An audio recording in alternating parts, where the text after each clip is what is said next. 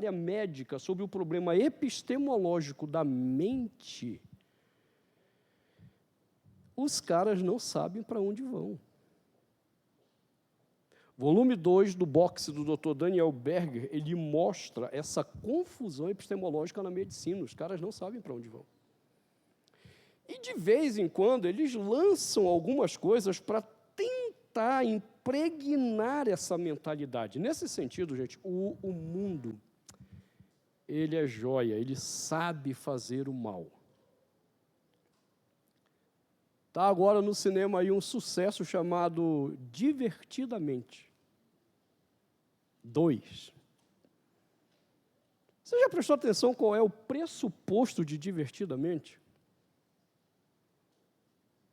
Tem lá alegria, não sei o quê, e aquilo tudo está onde?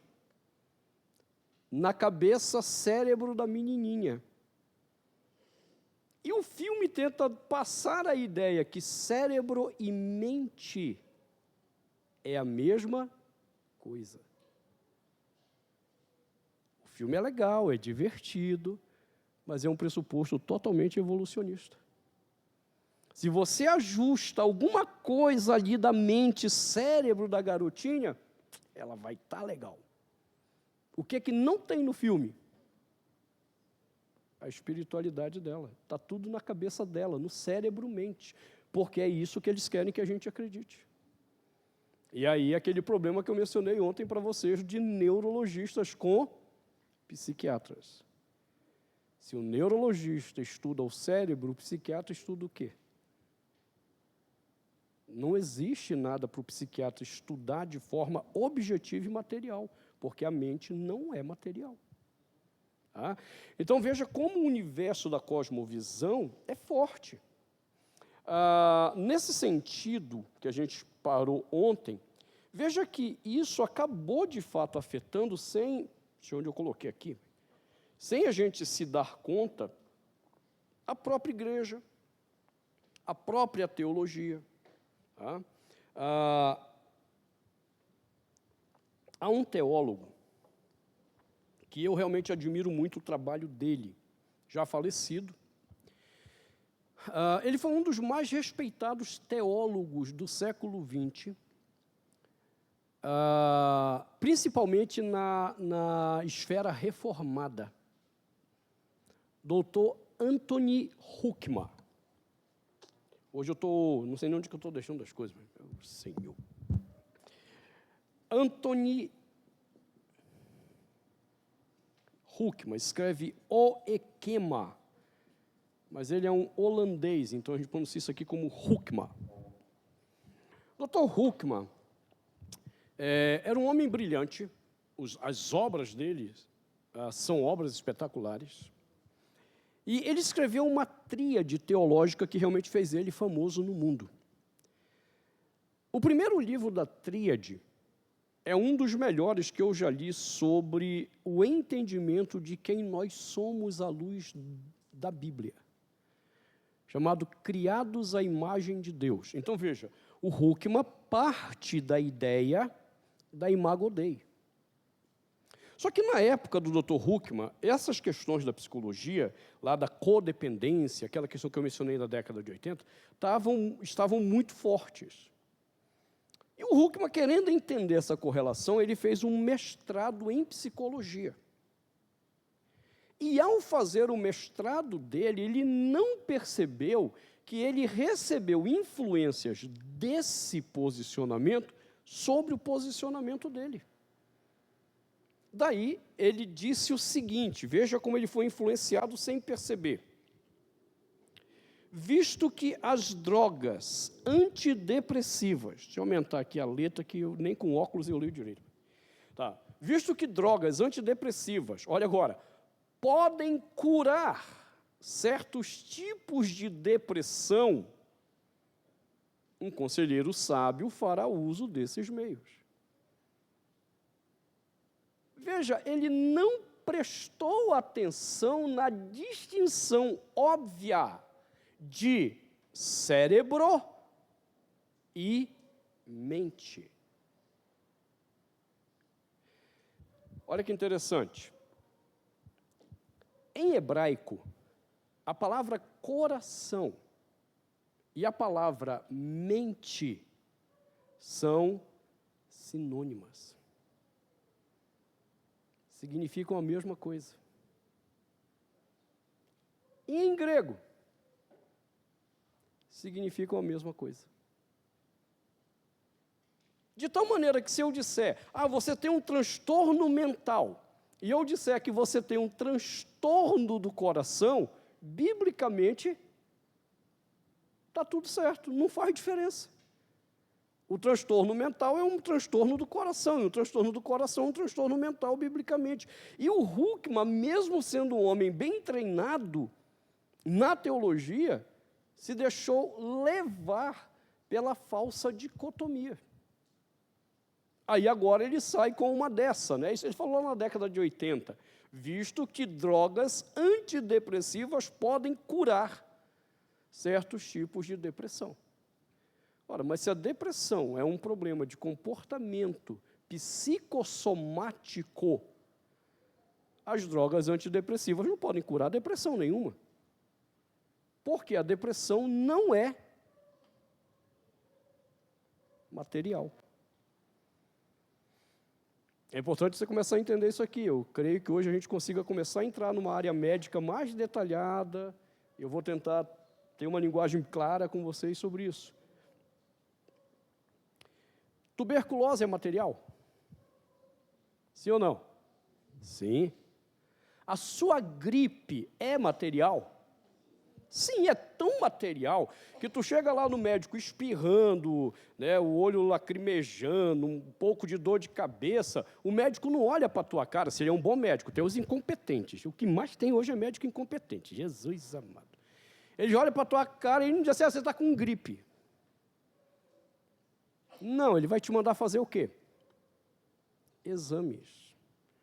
Porque aqueles sintomas podem, de fato, ser sintomas de uma gripe simples.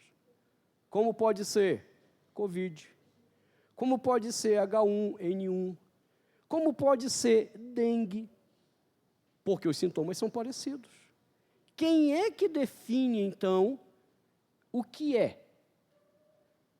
É o próprio corpo ou a própria matéria que carrega nela uma coisa que na medicina é importante para o médico. Marcadores biológicos claros, definíveis e estruturados para patologizar o quadro sintomático. Então, está na matéria. Pergunte para qualquer psiquiatra qual é ou quais são os marcadores biológicos, ou seja, materiais da depressão. Faça só essa pergunta. E adivinhe o que você vai ouvir? Um silêncio.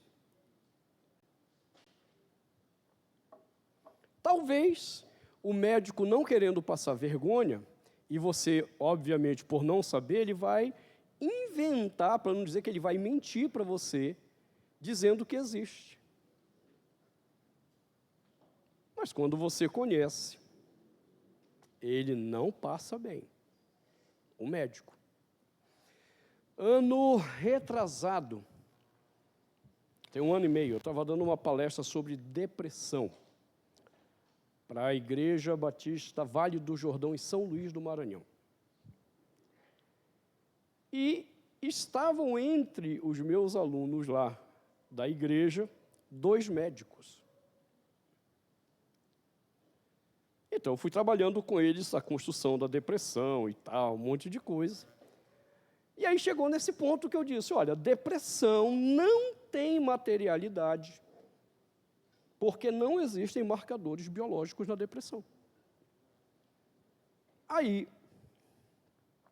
um desses médicos levantou a mão. Isso está na internet, você pode pegar o que estou te falando, está lá, procura Igreja Batista Vale do Jordão, você vai ver essa cena. Ele levanta a mão e diz assim, pastor, até esse momento, eu estou concordando com tudo que o senhor está falando sobre a depressão. mas eu não posso concordar com o senhor que a depressão não tenha marcadores biológicos, porque ela, de fato, tem. E veja, esse médico era crente, rapaz. Ele não quis me dar uma carteirada. Porque, às vezes, eu estou dando palestra por aí, tem médicos que querem me dar carteirada. Eu fiz curso de medicina e você não. Que autoridade você tem para falar? O que ele não percebe é que são dois campos diferentes. O campo da epistemologia científica, esse eu entendo, e o campo do tratamento médico, que é onde ele foi treinado. Eu não sou capaz de tratar de pessoas com os seus problemas, mas entender a base que ele usa, meu amigo, qualquer um estuda, faz até doutorado nessa área e compreende aquilo que o próprio médico não entende. Beleza, eu sou treinado em epistemologia médica. Deixei ele falar, ele foi muito gentil, não quis me dar carteirada, eu disse, joia. Aí, quando ele terminou de falar que haviam marcadores biológicos, eu olhei para ele, e veja, a igreja lotada, a igreja lá ela tem mais de 300 membros, estava cheia.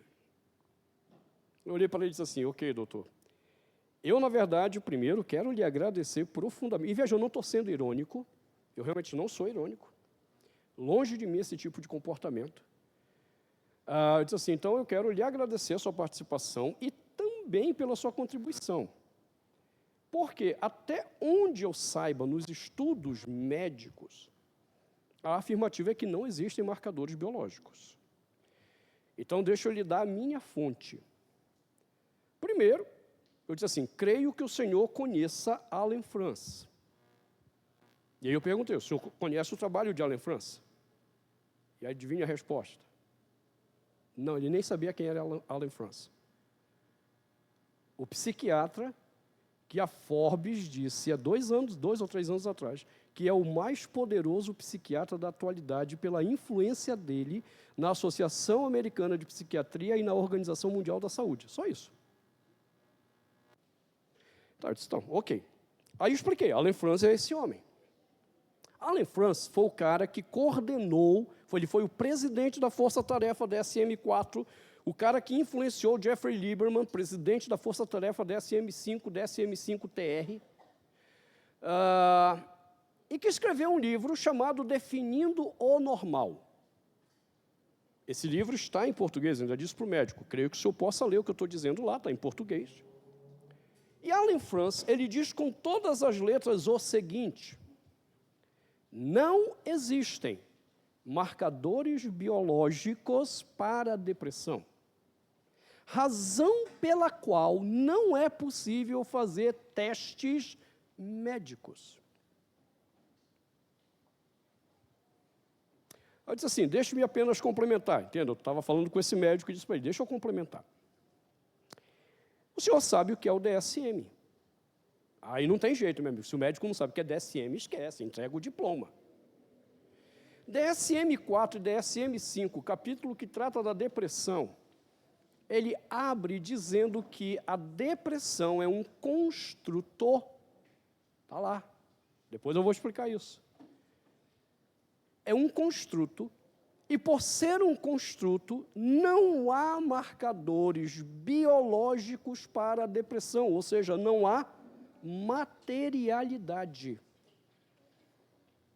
E o DSM 4 e 5 completam dizendo o quê? Que, por isso, não é possível realizar testes médicos ou exames médicos que possam detectar a depressão.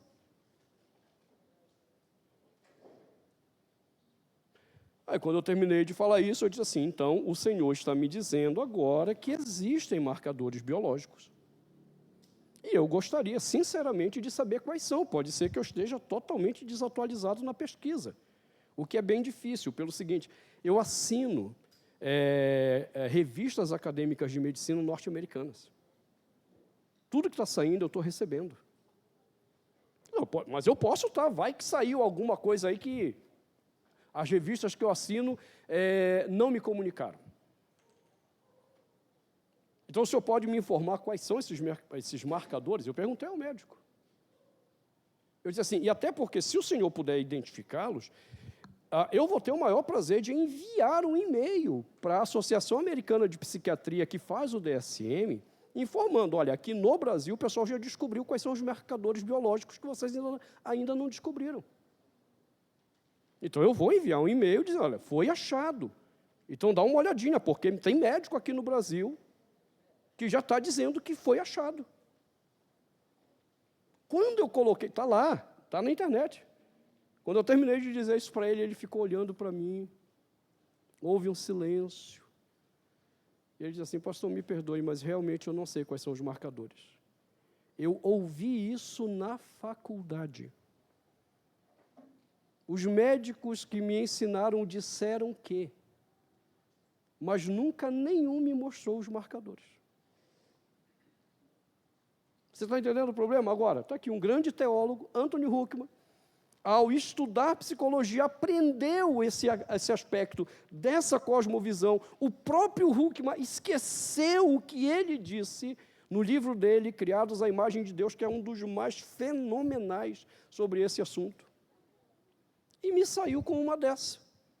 Visto que drogas antidepressivas podem curar certos tipos de depressão, um conselheiro sábio faria uso desses meios. Não.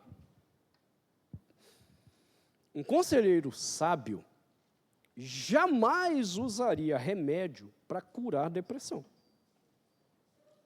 Por quê? Remédios, de acordo com a própria psiquiatria, não curam transtornos mentais. Eles servem apenas para quê? Para dar qualidade de vida a você, não é para te curar. Alguém aqui teve a curiosidade de assistir o documentário ontem, Psiquiatria, uma Indústria da Morte? Assistiu? Teve um que assistiu, amém. Cara, esses são psiquiatras, veja, eles são psiquiatras, então eles participam de grandes conferências no mundo.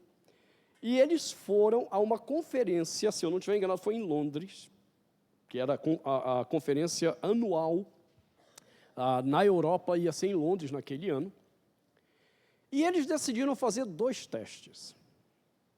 Primeiro teste, eles foram entrevistar psiquiatras que estavam naquela conferência europeia de psiquiatria com a seguinte pergunta. Na verdade, algumas perguntas no mesmo eixo. Primeiro, eles queriam saber quanto tempo de profissão em psiquiatria o cara tinha. Aí eu não lembro agora, faz tempo que eu disse, um tem 10 anos, outros 20 anos. Tá. Durante o tempo que você tem atendido como psiquiatra, e essa era a pergunta-chave, quantas pessoas você já curou? Resposta. Todos os psiquiatras que foram entrevistados naquela conferência disseram, nenhum. E aí, esses caras mostram no documentário o seguinte, a psiquiatria é a única ala ou área da medicina que não pode dizer que tenha curado alguém. Aí a pergunta, quando eles terminam esse primeiro teste, é, que medicina é esta que não cura ninguém? E veja, são psiquiatras que estão fazendo o documentário questionando a psiquiatria. Segundo teste, esse foi o mais legal.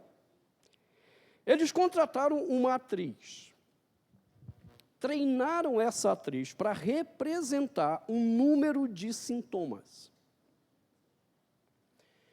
E escolheram, se eu não estiver enganado, 5 dos mais respeitados psiquiatras de Londres e pagaram a consulta para ela.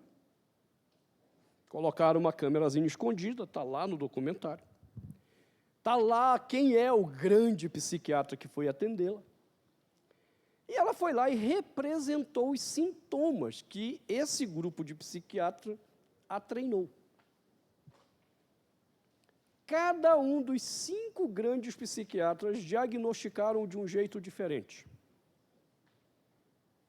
Cada um desses 5 psiquiatras deu remédio totalmente diferente. E depois os caras analisam lá, mostrando que aquela medicação, se ela fosse juntada, mataria aquela mulher. Você está entendendo qual é o problema? Eles conseguiram nos fazer acreditar que aquilo que é comportamento psicossomático é, na verdade, uma questão de causa material.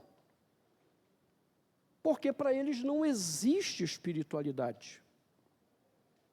E se não existe a espiritualidade, não tem como algo afetar aquilo a não ser a própria matéria. A matéria está desregulada, e aí nós temos que regulá-la. Anthony Huckman ainda completa esse pensamento infeliz dele, dizendo: pacientes que possuem problemas muito profundos, de fato, podem mais eficazmente ser curados através de esforços combinados de uma equipe terapêutica, consistindo talvez de um psicólogo, um assistente social, um médico e um psiquiatra. Por que o Huckman fez essa distinção? Quando ele escreveu, estava começando a medicina a aceitar a psiquiatria como medicina de fato. Mas ainda não era verdade. Até o DSM-3, em 1973, a psiquiatria não era vista de fato como medicina. Eles não eram levados a sério como médicos.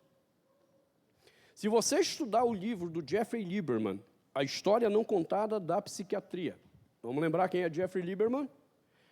Jeffrey Lieberman, atual presidente da Associação Americana de Psiquiatria, presidente da Força Tarefa do DSM-5, e no livro dele, A História Não Contada da Psiquiatria, ele fala, olha, até o DSM-3, nós não éramos considerados médicos de verdade. Quem foi o cara que começou a vender a ideia que a psiquiatria era genuína medicina? Robert Spitzer, presidente da Associação Americana de Psiquiatria na década de 70, presidente da Força Tarefa do DSM-3, que, patrocinado com milhões e milhões de dólares da Fundação Rockefeller, Fundação Ford e de outros lobbies LGBT, ou LGBTQIAPN+, a sopa de letrinha está no N.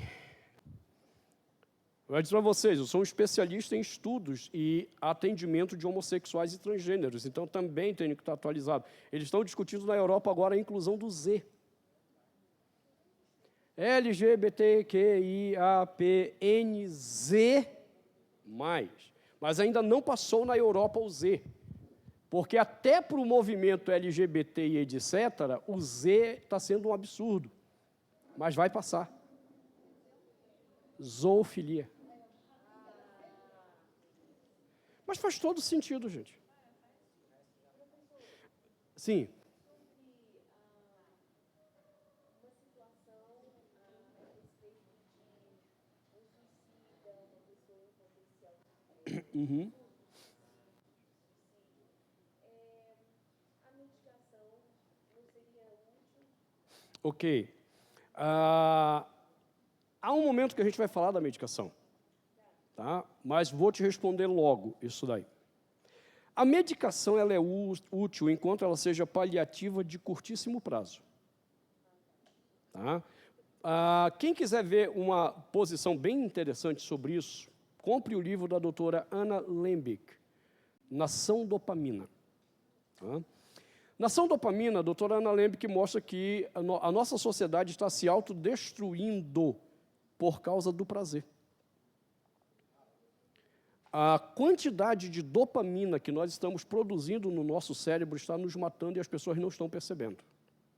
Veja uma coisa bem simples que está matando você e você não sabe, porque você não quer levar a sério.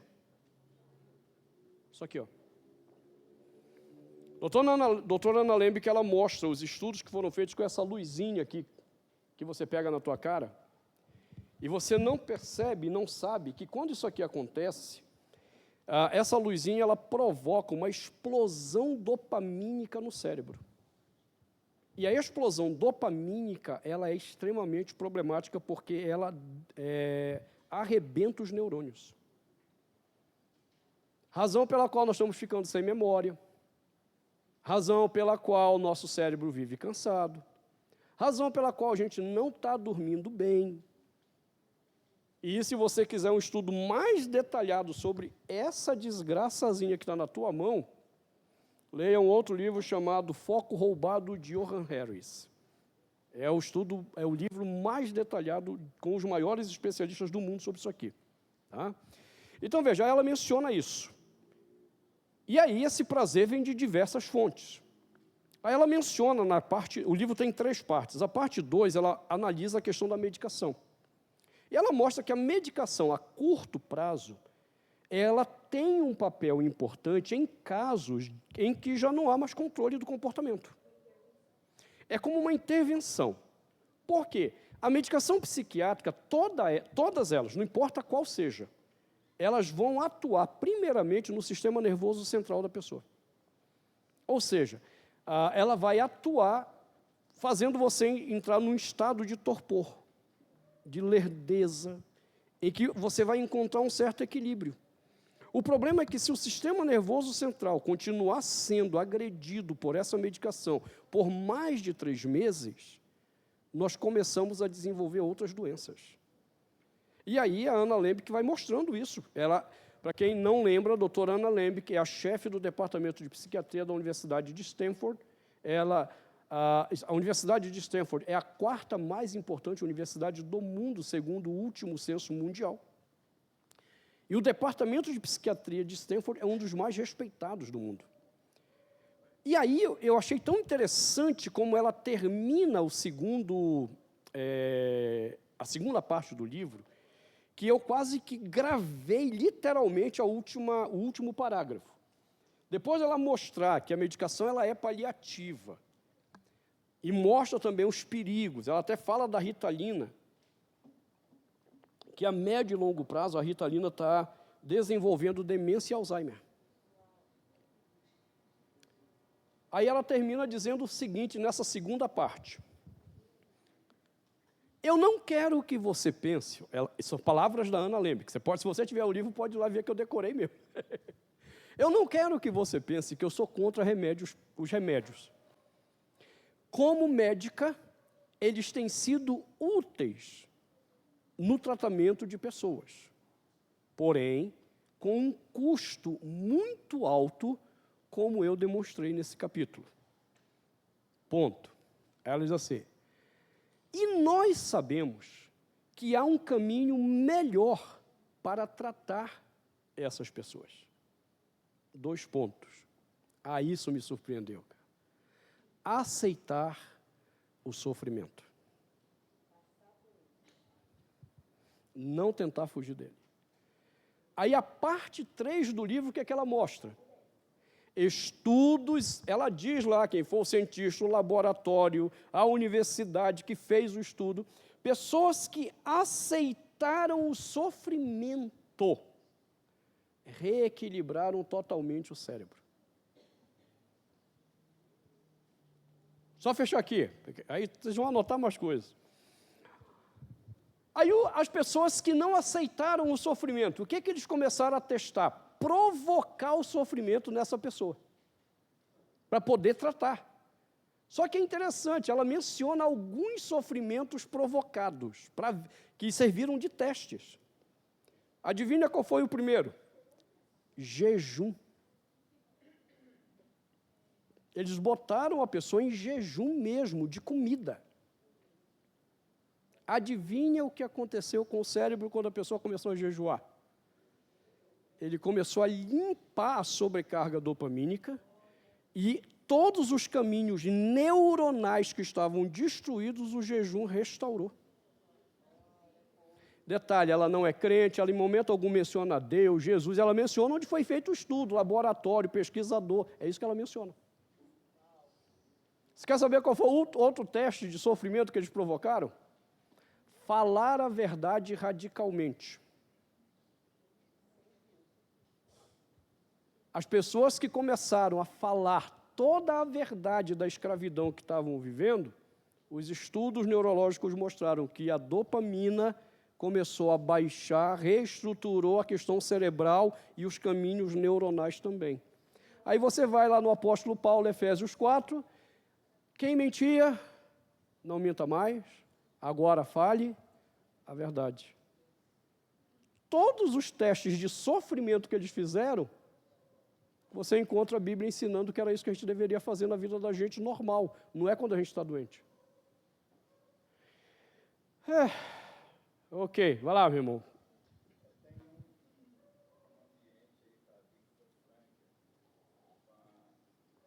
Logoterapia. Não.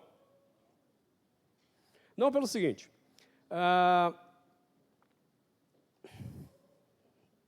Vou ter que mostrar o quadro para vocês, é o jeito.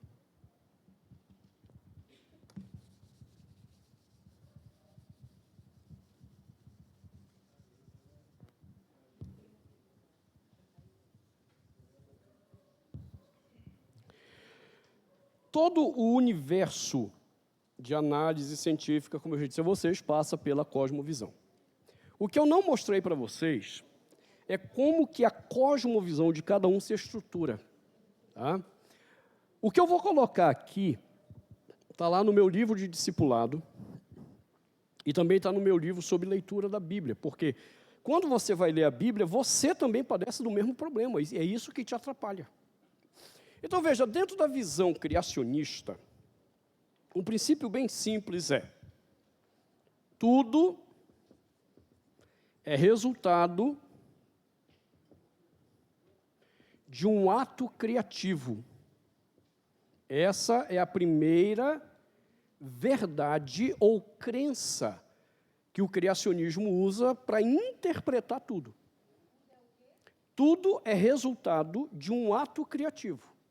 Por quê? Não importa se você acredita em Deus ou não, como eu já falei, criacionismo não tem a ver com religião, tem a ver com a ideia que existe alguém ou alguma coisa que criou esse negócio chamado mundo e vida. Ponto. Já dei exemplos, não vou voltar de novo. Ateus, criacionistas, os caras não creem em Deus, mas eles acreditam que alguma coisa criou esse negócio. Então, não importa qual a tua compreensão de onde veio esse ato criativo, é verdade que tudo dentro do criacionismo é resultado de um ato criativo. Ponto. Se tudo é resultado de um ato criativo, tudo que é criado a partir de uma referência. Você não cria algo do nada. Tudo que se cria é referente. Não, veja, a gente está olhando o criacionismo por enquanto. Eu estou mostrando o que é a estrutura da cosmovisão criacionista que vai se aplicar em qualquer área do conhecimento. Aí vem a questão. Se você ainda não entendeu isso aqui, da referência, pensa comigo. De onde que surgiu a ideia de se fazer o avião? Do nada? Não, você pode pegar a mitologia grega e outras mitologias antigas. O homem, olhando para os pássaros, desejou voar como e começou a pensar como poderia. É assim que nasce o conceito da aviação. Quem é a referência do voo para a criação do avião? Pássaro. Submarino. Baleia. Dos carros. Cavalos. Tanto é que a gente fala do motor do carro como o quê? Quantos cavalos tem? Tudo que se cria é referente. Agora, temos um problema. O Deus que cria a partir do que se não existia nada? Para ele se inspirar. Ele cria a partir do quê? Veja, não tem como criar sem referência, é impossível, não existe isso. Você só cria referencialmente. Então, se nada existe para Deus se inspirar, quem é a referência de tudo que foi criado? Ele mesmo. Daí, lá em Romanos 1,18, o apóstolo Paulo vai dizer que a ira de Deus se revela contra os homens, porque pegaram a verdade e transformaram em impiedade, e de tudo que podemos saber de Deus está revelado onde? Na natureza. Porque ao criar a natureza carrega a referência do próprio Deus. Daí o apóstolo Paulo vai dizer, é por isso que os homens são indesculpáveis, porque a natureza sozinha revela que existe Deus. E Paulo diz, só isso? Não, revela até os atributos incomunicáveis, invisíveis dele, a própria natureza. Por quê? Ele criou tudo a partir dele mesmo. Simples assim. Então, nós chamamos isso de teorreferência. Deus é a referência de absolutamente tudo que foi criado. Se você ainda não entendeu isso, deixa eu te dar um exemplo bem mais simples. Por que o diabo odeia tanto a família? Eu vou te explicar, você talvez nunca tenha visto isso. Quantos deuses existem? Quantos deuses existem? Alguém aqui tem dúvida que só existe um? Ai, que alívio, pastor, não tem nenhum herege aqui. Fiquei preocupado agora. Veja, só tem um Deus. Eu vou apagar aqui, porque eu vou precisar desse espaço, depois eu coloco de novo. Aqui.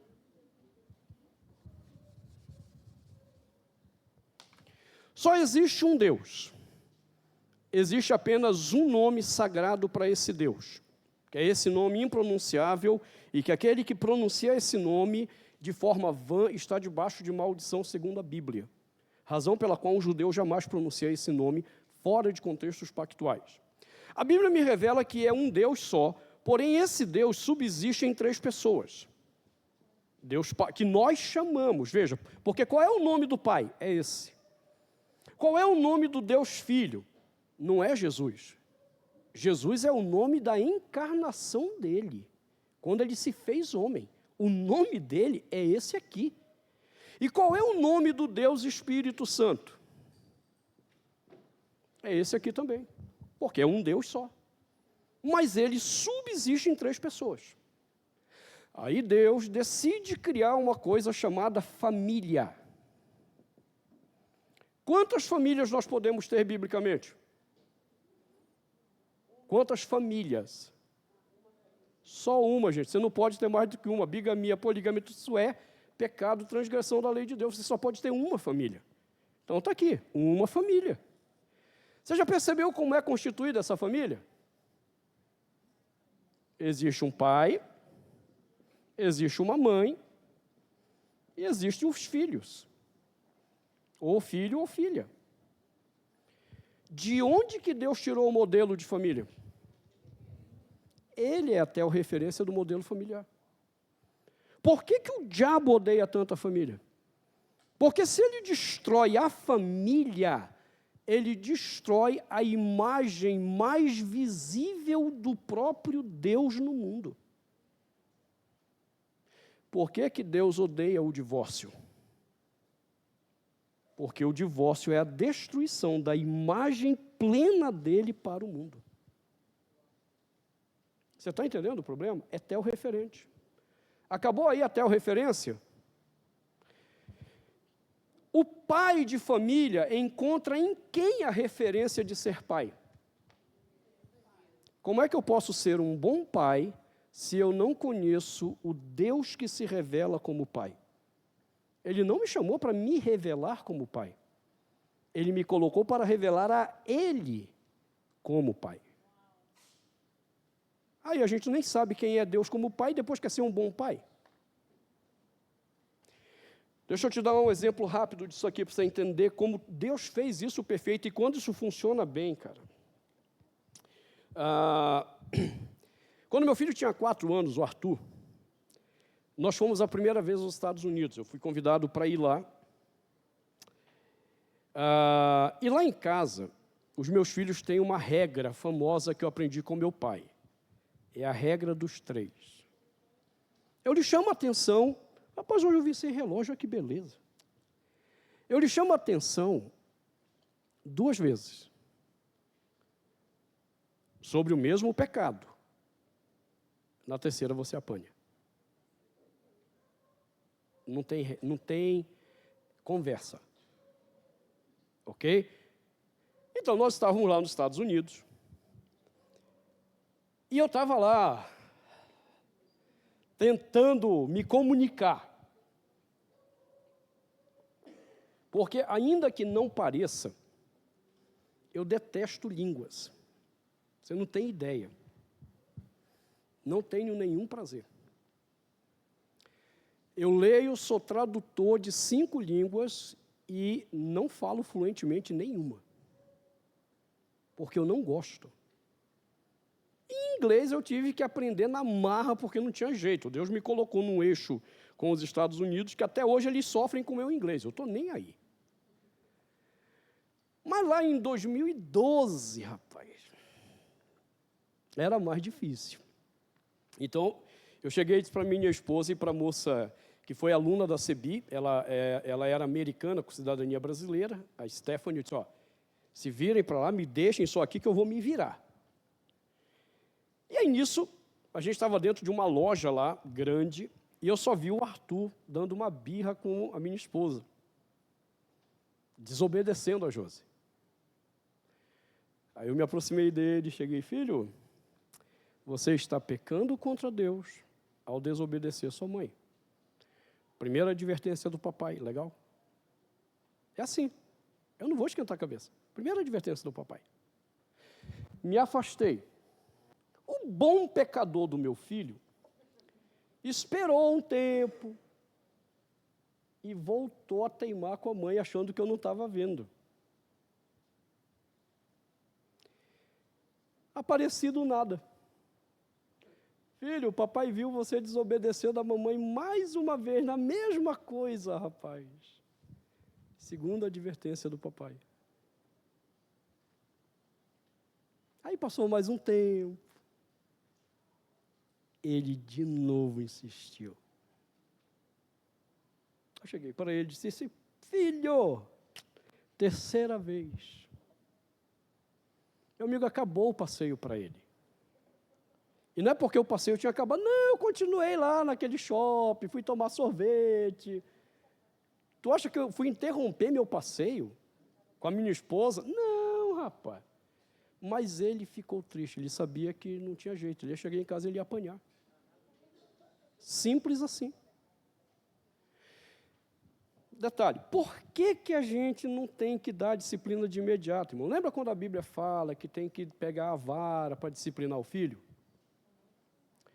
Judeu nenhum tem vara na sua casa, principalmente na época bíblica.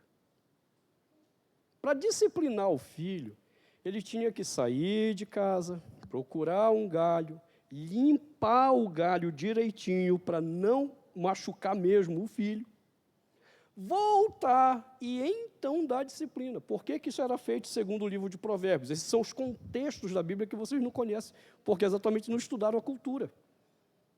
Por que era assim que acontecia? Por que Deus manda ser com a vara? Que era exatamente para ele sair, se acalmar e não disciplinar com ira. Então por que eu tenho a regra dos 3? Eu não vou esquentar a cabeça, cara. Você sabe que você vai apanhar e eu vou continuar curtindo aqui a viagem.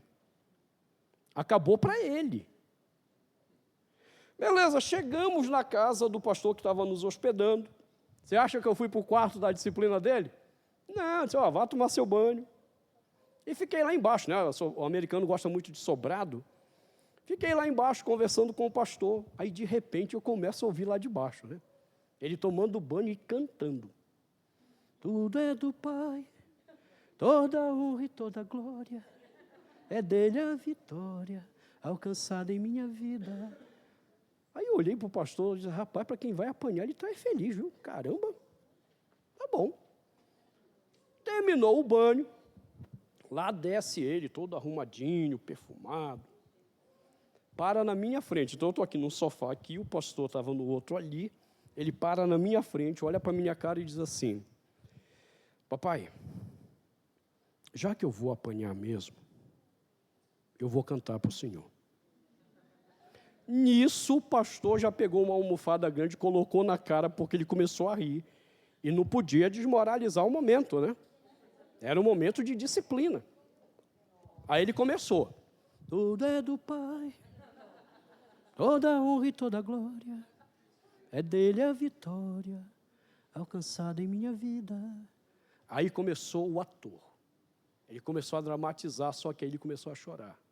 Tudo é do Pai, se sou fraco e pecador, bem mais forte é o meu Senhor, que me cura por amor. E isso ele chorando agora, em lágrimas. Eu doido para rir, mas não podia. E aí ele chorou. Aí eu deixei ele chorar um pouco, aí eu olhei para ele e disse assim, filho, você entende que o que você fez hoje foi desonra a sua mãe, você desrespeitou a lei do Senhor e pecou contra Deus, não foi contra a sua mãe? Ele chorando disse, eu entendo, papai. As suas lágrimas são lágrimas sinceras de alguém que está de fato arrependido. E ele chorando disse, sim, papai.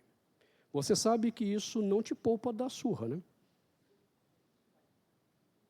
E ele, eu sei, papai, mas você está arrependido, mesmo assim sabendo que vai apanhar. E ele, sim, papai. Eu disse, ok. Deixa eu te contar uma coisa.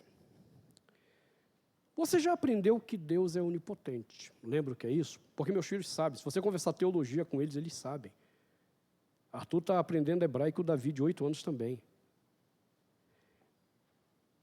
Você sabe que Deus é onipotente, não é? O que isso significa?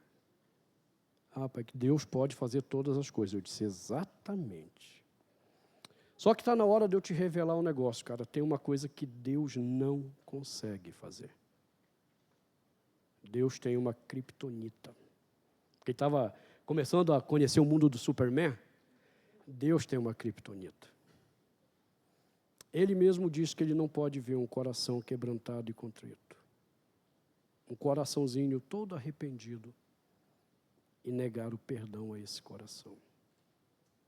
Deus se derrete todinho e diz, tá bom, eu te perdoo. Você está arrependido, cara? E ele disse, eu estou, papai. Eu disse, ok. Cara, se Deus, que foi quem você ofendeu, te perdoou pela sinceridade do teu arrependimento, quem sou eu para te dar uma surra? Marcou. Anos depois, ele tinha 4 anos, com 9, eu estava em São Luís dando um curso e nos colocaram num baita de um hotel em frente à praia, o que eu odeio. De coração, não me convida para ir na praia. Eu não estou brincando com você. A praia é linda à distância, eu olho para o mar, eu louvo a Deus, glorifico o Senhor, mas eu não piso na areia. Não gosto da areia, não gosto daquela água salgada, não gosto daquele sol queimando, torrando.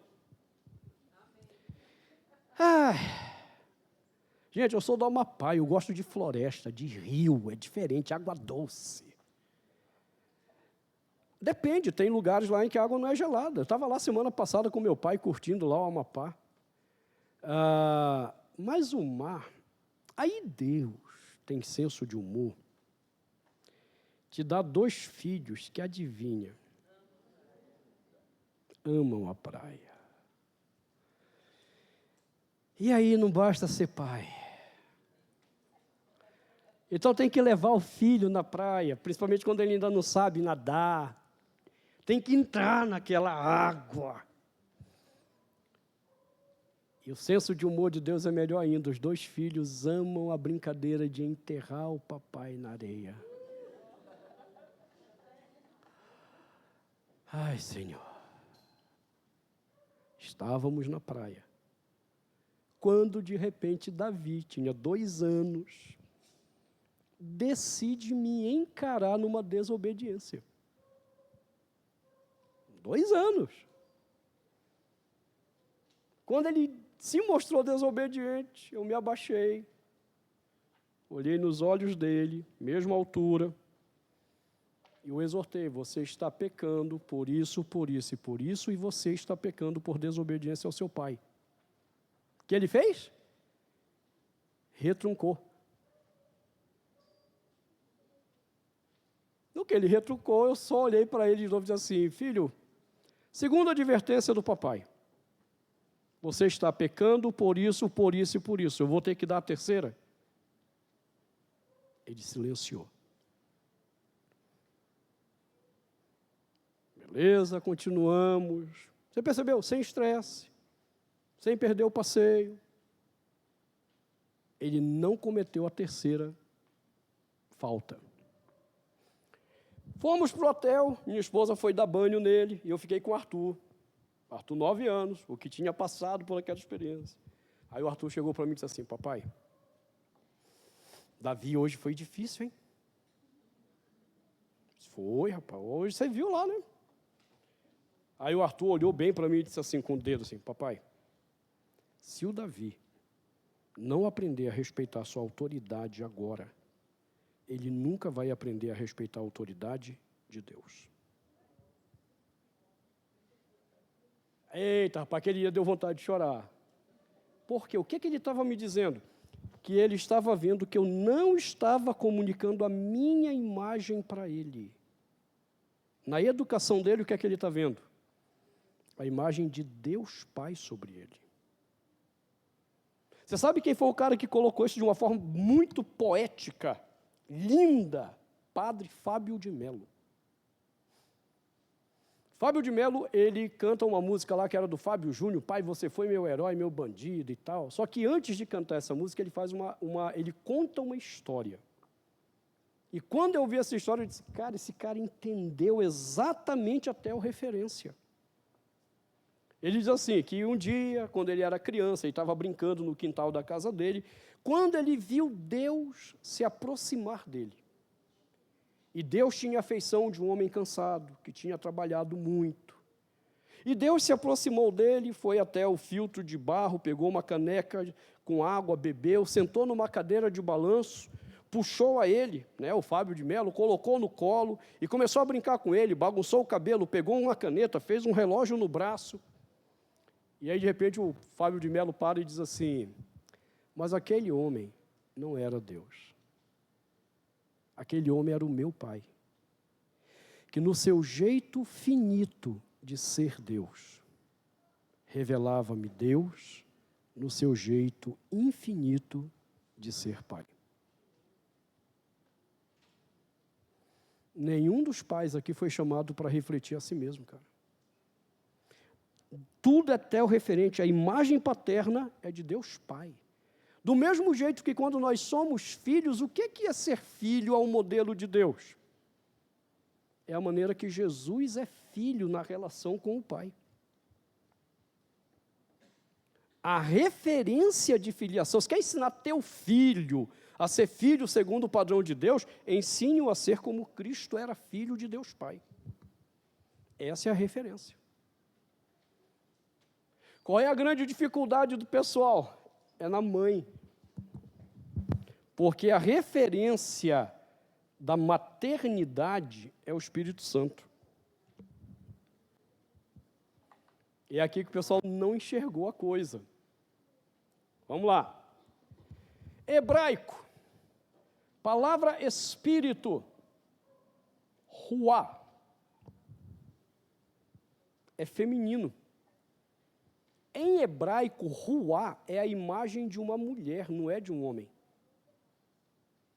Pode pegar qualquer dicionário de hebraico. Alguém leu aqui ou assistiu o filme A Cabana?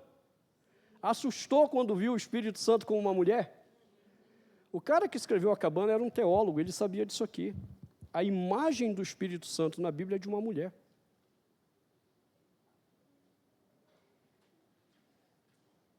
Só isso? Não. Quando Deus cria Eva, Deus diz que Eva será Etzer Adam, a auxiliadora. No Antigo Testamento todo, adivinha quem é apresentado como o Etzer Israel? O Espírito Santo. O mesmo termo que é usado para Eva é usado para o Espírito Santo. No Novo Testamento, o Etzer é o Paráclito.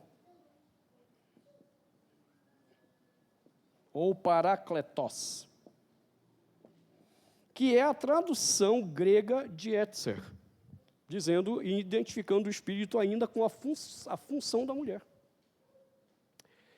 Quem é que dá a luz aos meninos e meninas? É o homem ou a mulher? Alguém tem dúvida disso aqui, irmãos? Que alívio. É a mulher. E quem é que dá a luz espiritualmente aos filhos de Deus? Ele cumpre o mesmo papel da mulher de gestação e geração. Quer ficar um pouco mais doida a coisa? O evangelista Lucas, ele é considerado pelos exegetas o teólogo do Espírito Santo. Porque foi ele que mais deu atenção ao papel do Espírito Santo no ministério de Jesus, evangelho, e na vida da igreja primitiva, Atos dos Apóstolos. Jesus, incidentemente, já que para a gente não tem coincidência, Lucas também é considerado pelos exegetas o teólogo das mulheres. Porque ele é o que mais deu atenção ao papel das mulheres no ministério de Jesus, evangelhos, e na igreja primitiva. E então, surpreendentemente, Lucas é quem mais mostrou como o Espírito Santo usa as mulheres no ministério de Jesus e na vida da igreja primitiva. Você acha que isso é coincidência? Aí, até aqui as mulheres estão amando, né? Aí vem a parte que elas não gostam, eu não tenho nada a ver com isso. É quando a Bíblia manda que a mulher seja submissa ao seu marido. Quem é que é submisso ao Pai para revelar a glória do Filho? O Espírito Santo. O Espírito se submete ao Pai para que a glória do Filho seja revelada. Então, se você, mulher, tem problema com submissão, vai discutir com o Espírito Santo, que eu não tenho nada a ver com o teu problema. Agora, isso quer dizer que o Espírito Santo é uma mulher, irmãos? Não, porque Deus é Espírito. Ou seja, do mesmo jeito que ele é tel-referente de paternidade e filiação, ele é tel-referente de feminilidade e maternidade. Ou seja, tudo é tel-referente. Você quer entender tudo, primeiro conheça bem Deus. E aí você começa a ver as tel-referências. Então, dentro do criacionismo, quando eu estou estudando absolutamente tudo, eu tenho que olhar aquele campo da ciência que eu estou examinando sob a perspectiva tel-referente. O lado aqui já está mais difícil agora, irmãos. O pano, eu acho que já queimou aqui com o álcool. Quando passa o álcool, queima. Mas vamos lá, dá para trabalhar. Então, veja, tudo é resultado de um ato criativo, tudo tem, então, uma referência. No caso do criacionismo, é tel-referente. Essa referência estabelece um propósito, porque tudo que é criado com propósito, meu amigo. Não tem nada que é criado sem propósito. Se é criado com um propósito, é necessário estabelecer um planejamento de como isso vai funcionar. Esse planejamento, por sua vez, estabelece um manual funcional.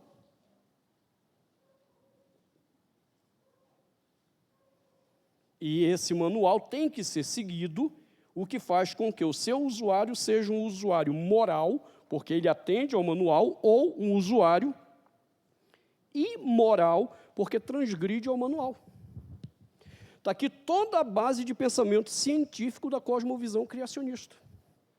Ora, eu não posso avançar para nada sem o conceito tel-referente. Esse conceito tel-referente é um conceito de espiritualidade, porque Deus é espírito. E essa espiritualidade está atrelada a propósito, planejamento manual, que para nós cristãos, de herança judaico-cristã, qual é o manual? Bíblia. Que vai me dizer como é que tudo funciona, qual o propósito. Seguir o manual traz vida, transgredir o manual, morte. Rapidamente. Eu sempre fui ruim para entender como é que funciona aparelhos. Sou péssimo nesse negócio. Aí, de vez em quando, eu me aventuro. A última vez que eu me aventurei foi ainda na época do videocassete. É isso aí que você ouviu, videocassete. Tem gente que nem sabe o que é videocassete. Eu fui comprar um de última geração, 4 cabeças. Caramba, os jovens não sabem nem o que eu estou falando. Agora estou falando japonês para o pessoal aí. Aí se entrega a idade do pessoal também, viu? Cara, veja, o videocassete é uma criação. Como criação, ele é resultado de um ato criativo. Alguém foi mexer naquilo para fazer aquilo acontecer. Ele tinha uma referência. Eu não sei qual era a referência do videocassete, eu acho que talvez o cinema, se não me falha a memória. E o cara tinha um propósito: trazer o filme para dentro da sua casa através da sua televisão. Para isso, ele fez um planejamento de como isso ia funcionar, tanto na construção do aparelho, quanto no funcionamento posterior. Esse planejamento gerou o quê? Um manual para o usuário. O que é que eu fiz quando eu comprei o videocassete? Eu fui ler o manual para poder instalar. Eu poderia seguir o manual, então seria o ser moral, que obedeceu o planejamento, ou eu poderia dizer, não, eu vou fazer do meu jeito. Eu podia ser imoral. O que ia acontecer se eu fosse imoral? Eu ia queimar o videocassete, gente. É simples. Por que a vida das pessoas não está funcionando bem?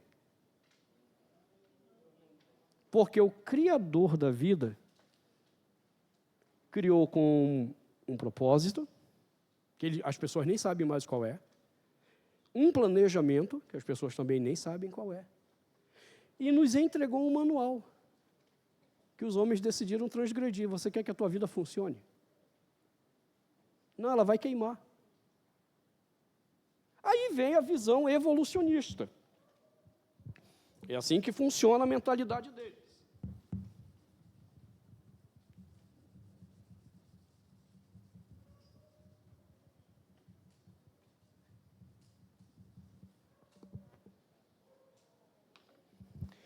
Tudo é resultado do acaso. Há bilhões de anos atrás, que eles estão falando agora de 13 bi e meio, até a década de 90, final da década de 90, era 4 bi e meio. É só você estudar isso aí. E para 4 bilhões e meio não tinham as provas. Esse era o grande gargalo da evolução. Os tais dos elos perdidos que eles nunca acharam. Mas quem é da área de matemática sabia que a conta não fechava. Para poder a humanidade chegar onde está, segundo a visão evolucionista, nós precisávamos de 13 bi e meio. Pelo menos. E aí, de repente, os livros começaram a falar de 13 bilhões e meio de anos, sem terem provado os 4 bi e meio. Simplesmente assim, goela abaixo, a partir de agora é 13 bi e meio. Não sei quantos de vocês conhecem o Dr. Marcos Eberle. O Eberle é o maior cientista brasileiro da atualidade. Por que ele é o maior cientista? É porque ele é o cara que tem o maior número de artigos científicos publicados no mundo. São mais de 1.100 artigos científicos publicados nas maiores universidades do mundo. Porque Marcos Eberle é o cara que decifrou o código da espectrometria de massas e existe uma lei universal com o nome dele, a lei de Eberle. Professor da Unicamp que aposentou recentemente, ganhou um prêmio que é considerado o Prêmio Nobel de Espectrometria de Massas na Suíça. É o único prêmio que um cientista brasileiro tem internacionalmente. E o cara é criacionista. Eu estava com ele, ele me chamou para dar uma entrevista para ele no programa que ele tem lá em São Paulo, na Fé e Ciência, por causa da minha dissertação de mestrado sobre o mito. E a gente batendo papo lá, o Weber, ele estava me explicando assim, cara, você sabe o que é mais louco? Os caras falam de 13 bilhões e meio e a conta ainda não fecha, porque nós, na verdade, estamos demonstrando que para a humanidade estar onde está, nós precisaríamos de, no mínimo, 27 bilhões e meio de anos. E os caras pularam para 13 bi e meio sem provar nada. Foi simplesmente de 4,5 para 13 bi e meio, sem provar nada. E a conta ainda não fecha. Pois bem, então tudo foi resultado desse acaso que nem eles sabem explicar. Ora, o acaso não tem referência. Qual é a referência do acaso? Nenhuma. É aqui que eles têm que nomear alguma referência para entender a vida. Não tendo referência, não tem propósito. Qual é o propósito da sua vida? Não tendo propósito, não tem planejamento. Não tendo planejamento, não tem manual. Então não existe um certo ou errado. Não havendo manual, o ser humano é amoral. Totalmente amoral. Por que eu estou colocando isso? Viktor Frankl, logoterapia. Viktor Frankl é um judeu ateu, ele desacreditou de fato de Deus, por causa lá do Holocausto, e ele assumiu essa postura. A logoterapia é o tratamento psicológico que busca o homem a encontrar um propósito ou sentido da vida. Qual é o trabalho do terapeuta? Te ajudar a encontrar um sentido para a tua vida. Tem um propósito? Não. Eu só preciso te ajudar a encontrar um para você viver bem. É isso que a logoterapia propõe. Você entendeu onde que a logoterapia está? Qual é o lugar de Viktor Frankl para a gente no estudo da Bíblia ou conciliação com a Bíblia? Nenhum. Porque aqui você pode dar o sentido que você quiser. E não cabe a mim interferir no sentido que você quer dar para a sua vida. Agora, quando eu entendo isso aqui, gente, isso aqui é muito legal. Tá? Se você procurar no YouTube um vídeo que eu gravei sobre isso, chamado O que é normal, um estudo de caso no homossexualismo. Esse estudo, esse vídeo nasceu depois que eu pude ajudar a primeira lésbica que veio procurar ajuda lá em 2012. Não é que ela veio procurar ajuda. Ela não veio procurar ajuda, ela não teve alternativa, coitada. Ela era aluna da UNB, estava se automutilando, inclusive tem um livro da doutora Julie Genschel, ali atrás, sobre automutilação, como compreender biblicamente e ajudar essas pessoas. Ela foi acompanhada por psicólogos e psiquiatras da UNB durante um ano, até porque essa menina era somente porta-voz do movimento LGBTQIAPN, na época não tinha o Z mais. Na época que o Marco Feliciano foi escolhido lá para a Secretaria de Direitos Humanos, você pode procurar no YouTube, vai estar lá ela dando a entrevista para a Globo, as várias entrevistas, era ela que falava, né, com o cartaz lá fora, em Feliciano, e por aí vai. E aí, os psicólogos e psiquiatras da UNB decidiram que o caso dela, como corria risco da vida dela mesmo, tinha que internar no hospital psiquiátrico. E ela veio aqui no HPAP com a recomendação médica para internação e foi internada. O problema é que ela achou que ela podia sair a hora que ela quisesse. Ela foi diagnosticada com transtorno da personalidade borderline, que hoje é chamado de transtorno da personalidade limítrofe. A tia dela fazia pós-graduação na CEBI de aconselhamento bíblico. E quando a sobrinha foi internada e quis sair, ela não podia. Aí a tia veio conversar comigo, ela era minha aluna, pediu para eu atender. Era mais um daqueles casos, naquela época, que eu estava atendendo mais de 30 pessoas, eu não tinha agenda, aí a tia chora. Porque minha sobrinha está lá naquele inferno. Pastor, e se ela morrer, ela vai para o inferno, pastor. E qual é o problema da gente ser pastor? Oh, Jesus, coração mole. Bora, eu não tenho nada da meia-noite às 6 para fazer. Aí lá fui eu encurtar meu horário de almoço para poder encaixar essa menina. Só que aí o que aconteceu? Os pais, então, tinham que ir lá no hospital, assinar um termo de responsabilidade. Se ela se matasse, os pais eram responsáveis. E os pais fizeram um acordo com ela. Eles assinariam desde que ela fosse para o aconselhamento bíblico comigo. O que eu não sabia é que ela me odiava, ela já me conhecia. Mas, segundo ela mesma, entre ficar internada naquele hospital que é um inferno, ali o HPAP, aqui no Taguatinga, e ir fazer sessão com esse idiota fundamentalista que era o pastor Ayrton, então era melhor ir. E aí ela também tramou um plano, porque como ela estava lá, ela achava que os pais iam levá-la em casa, ela ia tomar um banho, se arrumar e fugir. Só que os pais foram lá, marcaram o horário, para poder coincidir com o horário que eu tinha disponível. E entendo, eu não sabia que ela não queria ser aconselhada. Porque é um princípio bem básico no aconselhamento bíblico, nós não aconselhamos ninguém que não esteja disposto. É simples, não adianta. Às vezes o pai vem desesperado, pastor, meu filho, a minha mãe, ele quer ser ajudado? Não, então pronto, esquece. Enquanto não houver essa disposição, eu não vou aconselhar.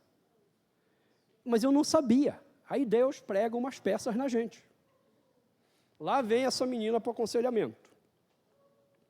Alta, toda careca, tatuada, e a voz impostada de homem. Quando ela me viu, que eu fui dizer oi, ela disse, cara, deixa eu te falar logo um negócio. Primeiro, eu estou aqui forçada. Segundo, eu te odeio. Terceiro, eu não vou fazer nada que você mandar eu fazer. Quarto, a Bíblia é homofóbica, tá legal? E quinto, não me convida para vir na tua igreja. Desse jeito. Eu não consegui abrir a boca, ela já me deu essas 5 palavras que tocaram o meu coração. Fiquei tão emocionado. Aí ela dando o testemunho dela, hoje, né, ela diz assim, tu sabe o que é que ele fez? Ele olhou para a minha cara, deu uma risada, ela imita a minha risada que é alta, né? E disse assim, não tem problema, o importante é que eu amo você. E ele veio e me deu um abraço. 4 meses essa menina foi para me afrontar. Ela tomou como desafio provar que eu era um fundamentalista, idiota, ridículo. E eu uso uma técnica chamada mecanismos de desconversão social. Essa técnica é simples. Tudo que você disser para mim é verdade, eu não acho que é mentira, não. E eu vou concordar com você, é isso mesmo. Porém, no final, eu vou fazer só uma pergunta, que é assim, tá, olha, eu concordo contigo, eu acho que a Bíblia pode ser homofóbica mesmo. Quando eu olho essa passagem bíblica, Davi e Jonas, eu sempre tive desconfiança que eles eram gay. E aí a pessoa, estou convencendo esse cara, né? Aí no final diz assim, só tem um problema que eu preciso que você me ajude a entender, que aí eu concordo, fecha a conta para mim. Aí eu lanço a pergunta que nasceu do que ela me falou. E adivinhe, é aquela pergunta que ela não tem resposta. Aí ela se embanana toda. Eu digo, a hora que você conseguir, beleza, aí eu estou contigo. Até abandono aqui, não sou mais pastor, largo a Bíblia de lado, vamos junto. 4 meses ela fazendo isso, cada sessão ela não conseguia responder. No 4º mês ela chega para o insulto final. Ela chegou brava, disse, pastor, diz o seguinte, cara, já tem 4 meses aí, deixa eu te falar um negócio aqui, tá, eu sou lésbica, tá legal? Eu moro com uma mulher, tenho uma namorada, moro com ela, tá ok? Aí eu olhei para ela e disse assim, agora eu posso falar o nome dela. Eu disse, Dani, é sério que tu é lésbica? Tu sabe que eu nem percebi isso nesses 4 meses? Eu falei com ironia. Aí ela olhou assim, o senhor sabia que eu era lésbica? Eu disse, Dani, vai, isso é teorema japonês, filha, tá na cara. Ela começou a rir. E aquilo a impactou, porque durante 4 meses eu sequer entrei no problema do lesbianismo dela. Eu fiquei ouvindo o problema do borderline dela, as agressões dela, e aquilo a impactou, do tipo, pô, esse cara não me olha com preconceito. Aí nós começamos a trabalhar isso aqui, ó. Disse, Dani, eu não tenho problema, tu quer ser lésbica? Pô, eu lá tenho alguma coisa a ver com a tua vida, tu faz o que tu quiser. É simples. Agora, me ajuda a entender um detalhe somente. Tu acredita em Deus? Veja, depois de 4 meses que eu pude fazer essa pergunta. Aí eu disse, pô, pastor, claro que eu acredito. Não, tu é esquizofrênica, Dani. Falei para ela, tu é esquizofrênica. Ela disse, como assim? Eu disse, olha só. Aí eu montei o quadro. Se tu acredita em Deus, tu tem que estar aqui. Tu é criacionista? Não, eu sou evolucionista. Pô, todo é resultado da evolução. Pô, então tu está vendo, tu é esquizofrênica. Tu fala de Deus aqui, mas tu acredita nisso aqui. Não bate. Aí eu disse, agora, vamos lá. Você, na verdade, é uma evolucionista. Como evolucionista, pô, eu não tenho como te condenar. Porque é o seguinte, tudo não foi resultado do acaso? Existe alguma referência de homem, de mulher? Não, não existe referência nenhuma. Existe algum propósito? Também não, tu está apenas dando um propósito para a tua vida, num relacionamento com uma mulher, no sexo com uma mulher, tu está dando propósito. Tem algum planejamento de como isso vai funcionar? Não, cada uma faz do jeito que quiser. E no final das contas, não existe um manual para te condenar e tudo é amoral. Então, veja, Dani, eu não posso... Está no vídeo lá, que eu gravei. Eu não tenho como te condenar. Pô, nós estamos juntos aí. Agora, lembra das perguntas? O que você me diria de um pedófilo? Pô, a reação dela foi na hora.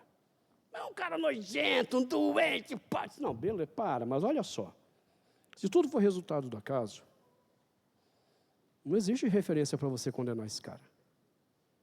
Como não existe um propósito, esse cara apenas está dando um propósito para ele, o amor sexual por meio de crianças.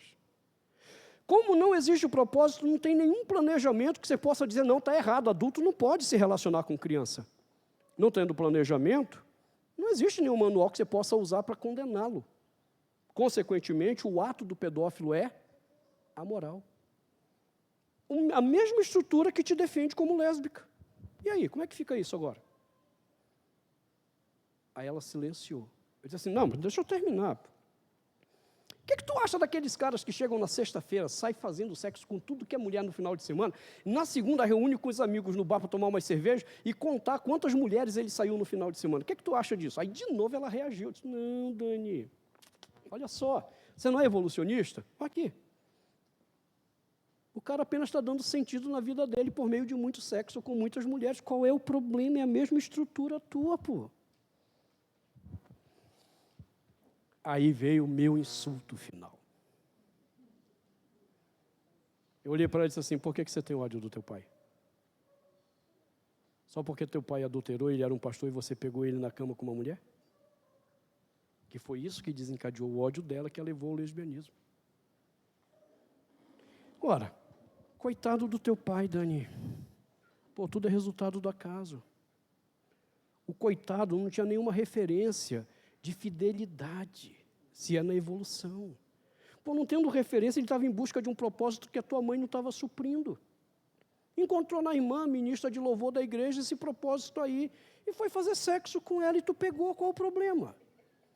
Pô, qual é o planejamento que tu pode passar na cara do teu pai para dizer que ele está errado? E onde que está o manual que descreveu isso? Pô, teu pai é um ser amoral, por que você o odeia? Cara, quando ela entendeu isso aqui, ela desmontou e começou a chorar. Foi ali que ela entendeu a loucura do universo de cosmovisão dela. Eu olhei para ela e disse, sabe onde é que teu pai pode ser condenado? Aqui, ó. Porque se Deus criou o casamento a partir dele mesmo como referência de fidelidade entre si na Trindade. Ele, Deus, estabeleceu um propósito para o casamento, que teu pai feriu no adultério. O planejamento todo foi destruído juntamente com o manual que dizia isso. Teu pai, então, se tornou um ser imoral. Aqui teu pai é condenado e eu estou contigo. Cara nojento. Só tem um problema. Essa mesma estrutura condena, adivinha quem? Você. Foi ali que abriu o coração dela, ela começou a aceitar o Evangelho. 7 meses depois, ela conheceu Jesus. A conversão dessa menina aqui em Brasília foi um auê no movimento gay, vocês não têm ideia. Isso foi no final de 2013, com a Dani, se não me falha a memória. Hoje, Dani é casada com um homem, mãe de um menino lindo. Se você procurar Dani Oliver no Instagram, você vai ver as fotos dela lésbica e as fotos dela no dia do casamento, que fui eu que fiz o casamento dela. Agora veja, tudo estrutura de cosmovisão. No transtorno mental é diferente? Não, no transtorno mental eu tenho que olhar que existe uma referência que é espiritual, e no transtorno mental evolucionista não existe referência. Então, os homens nomearam uma referência. Que referência é essa? O animal. E o animal é apenas matéria, não existe espírito. Então, eu quero interpretar tudo na cabeça desse homem, do cérebro desse homem, sob o olhar do animal que não tem espírito, coisa nenhuma.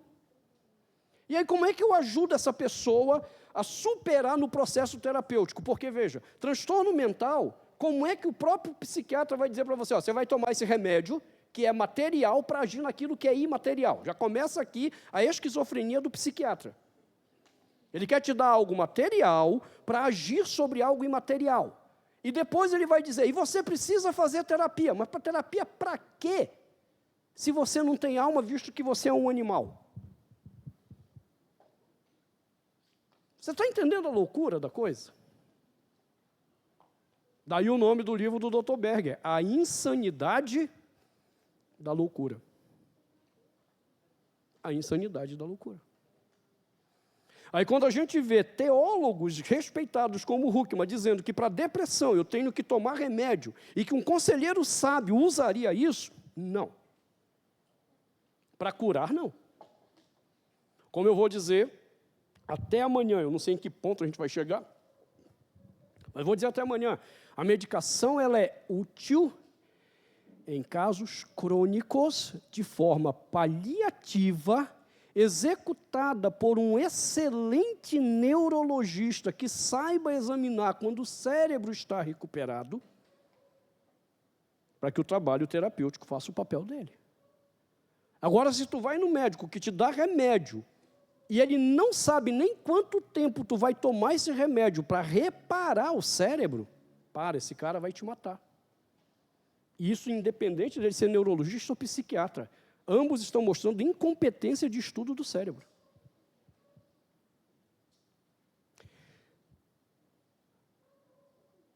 A gente foi embora, né, rapaz? Não deu intervalo hoje, toma, é forte.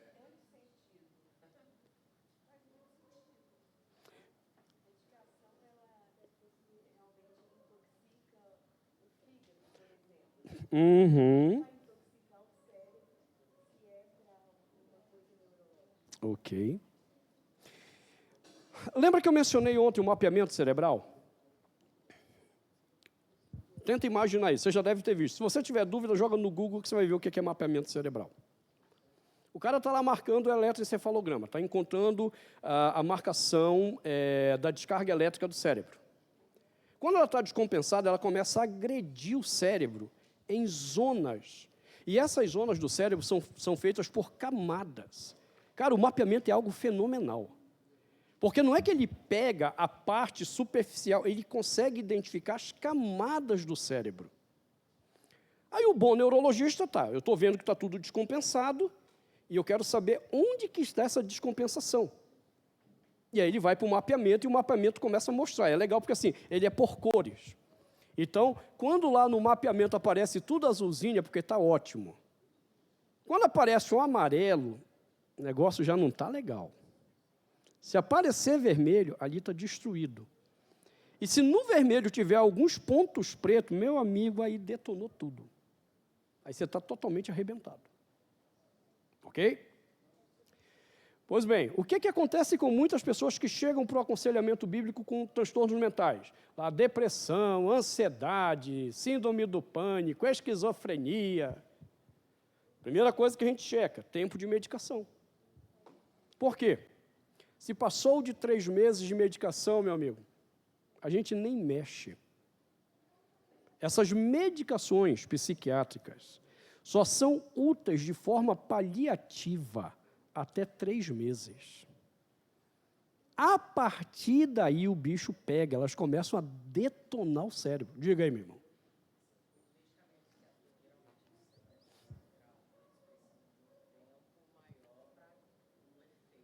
$15 dias a 20.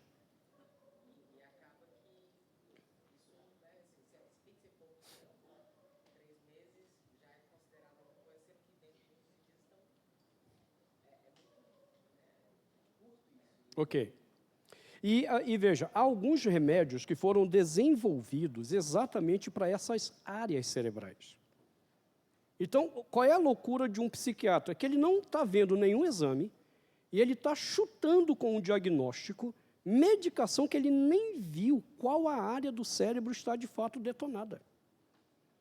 Então, por exemplo, quando você vai no José Augusto da vida lá em São Paulo, meu amigo, eu nunca sei qual é o remédio que ele vai usar. Por quê? O cara estuda qual é a camada cerebral que está afetada e qual o princípio ativo que opera naquela área cerebral. Lembra que eu falei para vocês ontem que quando eu fui lá, o meu eletro deu 832 pontos?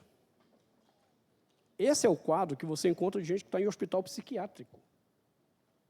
Gente já pinelzinho da cabeça, e eu não estava. Pelo menos eu acho que não, né? Eu ainda me chamava Ayrton Williams na época. O que foi interessante é que o José Augusto olhou para mim e me mostrou. Ele disse assim, ó, você detonou isso aqui, cara, da tua área cerebral. E o princípio ativo, é isso que ele fala, o princípio ativo que trata dessa área para recuperar é o que você encontra no Cymbalta. Aí diz assim, você vai usar o Cymbalta por 6 meses. Por quê? Porque você detonou o teu cérebro. Então, teria que usar mais de 3. Para primeiro o cérebro se adequar ao remédio e depois de um tempo para o Cymbalta conseguir recuperar o cérebro. Aí eu fiz isso com ele em agosto. Quando foi em novembro, eu voltei para fazer um novo mapeamento. Adivinha onde estava tudo vermelho em agosto? Estava tudo azul em novembro. Aí ele olhou e disse assim, agora você pode parar o Cymbalta. Não precisou nem de 6 meses. Esse é o médico. É o cara que não está no escuro, ele está vendo exames. E aí, nesse caso, a medicação foi paliativa. Qual foi a esculhambação que ele me deu? É dura, para o cara não é crente, a gente tem que ouvir esse tipo de esculhambação. Oh, Jesus. Ele diz assim, pastor, o Senhor cuida e trata de tanta gente. E o Senhor está destruindo a sua vida porque não está cuidando do Senhor mesmo. Aí o cara começou a me esculhambar, velho.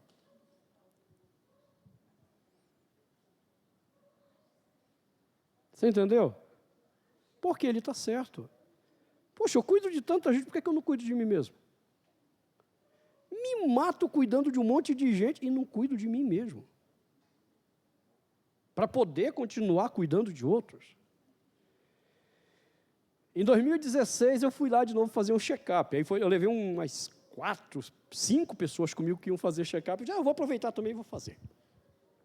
E elas são testemunhas de que eu fiz tudo lá e tive que pagar igualzinho todo mundo. Oh, miserável, amigos, negócio à parte. Nem desconto ele me dá.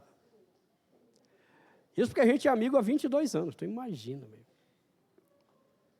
Aí foi comigo um dos nossos conselheiros, que é o diretor de aconselhamento bíblico da CIBI, pastor Dejaci, e ele permitiu que o Dejaci acompanhasse os exames para o Dejaci ir aprendendo também como é que funciona o negócio. Aí quando ele me botou lá, colocou eletrodo e tal, aí deu 35 pontos. Lembra? 35 já é patológico de novo, passou de 14 já é. Não eram os 832, né? Já eram 35. Aí nós fomos para a sala dele depois dos exames, estava lá o Dejaci. Aí ele disse assim, pastor, já estava indo de novo, né? Rapaz, me deu outra esculhambação, porque eu estava com 35 pontos no cérebro. E lá na CEBI, na minha igreja, a gente tem um princípio espiritual muito profundo. A gente perde o amigo, não perde a piada. A gente perde o pastor da igreja, não perde a piada. A gente perde um membro, mas não perde a piada. Quando ele começou a me esculhambar lá, por causa de novo do que estava acontecendo, o pastor Dejaci pediu licença, foi mandar o WhatsApp para todo mundo. O homem está escolhambando o pastor Ayrton aqui, está quase tirando o cinto para dar uma surra nele. Isso é um mapeamento. A gente vê as camadas do cérebro. Agora, onde é que está o problema? No cérebro? Porque nós somos uma máquina dentro dessa visão? Não, o próprio José Augusto fala, cara, vai resolver o problema do teu coração, vai fazer terapia. É ali que está o problema, você está entendendo a tua vida de forma errada. Onde é que é isso? Onde que a gente lida com a visão da vida? Lá ou aqui? Onde que existe vida ou alma ou espírito? Lá ou aqui? É aqui. O que é que o psiquiatra está tentando se meter ali? É incoerente. O neuro pode atuar lá, porque ali nós temos matéria. O psiquiatra não. A mente não é material. O que é que ele está fazendo? Está se metendo em quê? E ainda vai te dar um remédio material? Para algo imaterial? Nenhum sentido. Então veja, isso afetou teólogos como o Huckman. Lamentavelmente. Então nós somos contra a medicação, gente? Não, nós não somos. Desde que o seu caso tenha já ultrapassado o limite para um tratamento meramente terapêutico. Só isso. Vou te dar um exemplo mais prático para você entender. Devido ao estresse, à correria, um monte de coisa que hoje a vida moderna tem, esse trequinho aqui do inferno na mão da gente, eu não estou brincando. Compra o livro da Anna Lembeck, Nação Dopamina, e compra o livro do Johan Harris, Foco Roubado, para você entender o que isso aqui está fazendo com a tua cabeça. Você sabe qual é a maior fonte de estrago dopamínico disso aqui? São aqueles videozinhos curtos de 2, 3 minutos. Isso tudo está mapeado na neurologia já, gente. Sabe o que os especialistas estão falando? O pessoal que está viciado já nesse tipo de conteúdo rápido está ficando cada vez mais imbecilizado. É essa palavra que os caras estão usando. Outros dizem que estão ficando idiotizados. É isso que está acontecendo. E a gente cada vez mais está precisando andar com esse treco ligado. Aí você vai destruindo o teu cérebro. Maravilha. O que vai acontecer depois de um tempo? Aí você não tira férias, você não está dormindo direito. Olha que interessante sobre o sono. Lá no livro Foco Roubado, o Johan Harris conversou com um dos maiores especialistas do estudo do sono. Ele fala lá do estudo onde foi feito tudo bonitinho. E o cara diz o seguinte, que durante o dia, o cérebro exposto a um monte de imagens, sons, não sei o quê, ele produz uma toxina. Ele dá lá o nome. Eu não sou médico, então não me interessa muito saber os nomes, não. Só da ideia, né? Mas quem quiser está lá. Esse cara é um dos mais respeitados no mundo sobre o estudo do sono. O cérebro gera uma toxina. Você sabe que horas o cérebro consegue liberar essa toxina? Na hora que você vai dormir. Porém, ele só consegue liberar a toxina na hora do sono profundo. Acho que chama-se sono REM, coisa aí. É nessa hora que o cérebro consegue liberar a toxina. E sabe para onde vai essa toxina? Para o intestino. E o intestino tira do corpo por meio das fezes. Aí você não está dormindo direito. Não está tendo sono profundo e reparador. O que acontece toda noite? O cérebro não consegue liberar essa toxina e ela começa a prejudicar o funcionamento do cérebro, porque aí o Johan Harris até brinca, ele diz assim, você já ouviu que certas pessoas têm, eu vou usar outra palavra, ele usa outra palavra, né? Cocô na cabeça? Ele diz assim, a neurologia comprovou que, de fato, essas toxinas seriam equivalentes às fezes do cérebro. E quando elas não são expelidas pelo intestino, ficam no cérebro e começam a gerar problema de memória, Alzheimer, demência e várias outras doenças cerebrais. Adivinha quem é um dos maiores produtores dessa toxina? Seu celular. Então, as pessoas vêm para aconselhamento, às vezes, com o cérebro já detonado, meu amigo. O que a gente tem que fazer de cara? Quando vem com essa história, depressão, transtorno bipolar, meu amigo, vamos a um bom médico fazer esse check-up primeiro. Eu preciso saber como é que está teu cérebro. Porque se ele não estiver legal, eu não tenho como entrar com o aconselhamento. O teu cérebro não vai responder. Você não vai ter nem foco para ouvir o que eu preciso dizer no processo de aconselhamento. E aí passa por um médico como um José Augusto da vida, e ele vai dizer, temos que entrar com remédio. E temos que entrar com remédio por quê? Porque você tem uma doença chamada depressão? Não, porque você está com o teu cérebro detonado pela maneira que você estava vivendo. Aí a gente tem que recuperar o cérebro, dar uma limpada nele, para você poder fazer terapia. Onde que está o problema? No cérebro ou no teu estilo de vida? Teu estilo de vida. Então nós não somos contra a medicação. Mas nós somos contra a ideia de que a medicação vai te curar, ela vai te ajudar de fato. Não, ela vai ser só paliativa. O caso que a irmã citou lá do suicídio é mais grave ainda, porque a medicação que é usada para conter a ideação suicida não pode nem chegar a 3 meses, porque com menos tempo ela começa, na verdade, a aumentar a ideação suicida. A maioria dos caras que estão se suicidando estão tomando medicação para o suicídio. Lembra, eu mencionei a vocês, eu fui aluno em um curso nos Estados Unidos do Dr. Peter Breggin. Vou mencionar de novo esse cara.